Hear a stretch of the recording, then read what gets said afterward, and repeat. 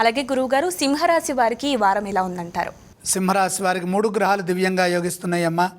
ఏకాదశంలో గురువు, చతుర్థంలో బుధుడు, పంచమంలో శుక్రుడు.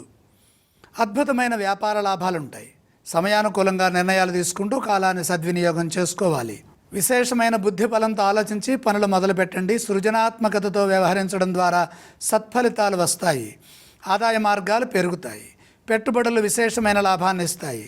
భవిష్యత్ అవసరాలను దృష్టిలో పెట్టుకొని నిర్ణయాలు తీసుకోవడం ద్వారా చర స్థిర ఆస్తులు వృద్ధి చెందే వీలు కలుగుతుంది. స్వల్ప ప్రయత్నంతోనే విశేషమైన లాభాలు కలిగే విధంగా కాలం అనుకూలిస్తోంది. కాబట్టి తగిన విధంగా అవకాశాలను మీ యొక్క బుద్ధి బలంతో సద్వినియోగం చేసుకోవాలి. ప్రశాంతంగా ఆలోచించి పనిచేయడం ద్వారా అదృష్టం వరిస్తుంది. ఇదే విధంగా కృషి చేస్తే ఉద్యోగంలో కూడా మేలు జరుగుతుంది.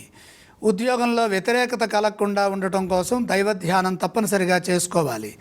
ఇతరుల విషయాల్లో కలగజేసుకోవద్దు. వివాదాలకు దూరంగా ఉంటూ పరిస్థితులకు తగ్గట్టుగా ముందుకు సాగితే ఆటంకాలు దూరం అవుతాయి.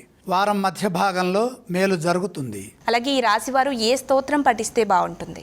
సింహరాశి వారు దుర్గా అమ్మవారిని స్మరించడం మంచిది. అలాగే ఏ ఆలయాన్ని సందర్శించాలంటారు? సింహరాశి వారు దుర్గా దర్శనం చేసుకోవడం ద్వారా శక్తిని పొందుతారు. ఈ రాశి వారు ఏవేవి దానం చేస్తే బాగుంటుంది? చంద్రప్రీతిగా బియ్యం దానం చేయండి.